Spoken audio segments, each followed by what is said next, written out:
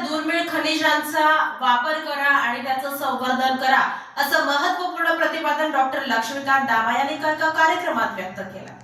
शाश्वत विकासासाठी आवश्यक असलेल्या दुर्मिळ आणि महत्त्वपूर्ण खनिजांचा योग्य वापर व संवर्धन करणे ही काळाची गरज आहे, असे प्रतिपादन पुण्यश्लोक अहिल्यादेवी होळकर सोलापूर विद्यापीठाचे प्रभारी कुलगुरू प्राध्यापक डॉक्टर लक्ष्मीकांत दामा यांनी केले.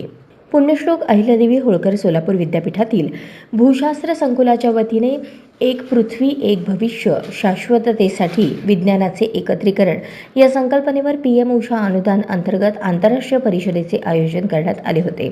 या परिषदेस युनिव्हर्सिटी ऑफ केल्निया श्रीलंका यांचे सहकार्य लाभले. उद्घाटनाप्रसंगी प्राध्यापक डॉक्टर दामा यांनी शाश्वत विकासाच्या मूलभूत संकल्पना, भूशास्त्रातील बदलते आयाम आणि पर्यावरण विषयक जागरूकतेचा आलेख उलगडून दाखवला.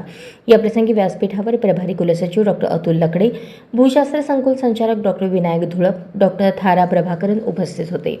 श्रीलंकेतून प्राध्यापक गुंठिलिका अधिष्ठाता सामाजिक शास्त्र आणि प्राध्यापक लाल मिरवर्धीन धर्मश्री यांनी ऑनलाईन माध्यमातून शुभेच्छा दिल्या. परिषदेतील प्रमुख वक्ते डॉक्टर बलराम यांनी एक पृथ्वी एक भविष्य ही संकल्पना वेळेची गरज असल्याचे नमूद केले. ऊर्जा सुरक्षितता, औद्योगिक प्रगती आणि हवामान शाश्वतता या दृष्टीने क्रिटिकल मिनरल्स जसे lithium, cobalt, nickel, rare earth elements अनिवार्य झाले आहेत, असे ते म्हणाले. डॉक्टर थारा प्रभाकरन यांनी परिषदेचे महत्त्व अधोरेखित करताना सांगितले की परिषद म्हणजे फक्त शैक्षणिक उपक्रम नसून भविष्यातील शाश्वत जगाच्या दिशेने उचललेले एक महत्त्वाचे पाऊल आहे.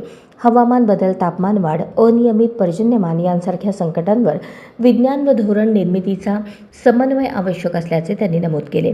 या आंतरराष्ट्रीय परिषदेत Sri Lanka, Sweden, America, Thailand, Indonesia यासह भारतातील विविध राज्यातून महाराष्ट्र, गुजरात, उत्तर प्रदेश, तमिळनाडू, गोवा, आंध्र प्रदेश, कर्नाटक, बडोदा, पश्चिम बंगाल, केरळमधील 240हून अधिक संशोधकांनी सहभाग नोंदवला.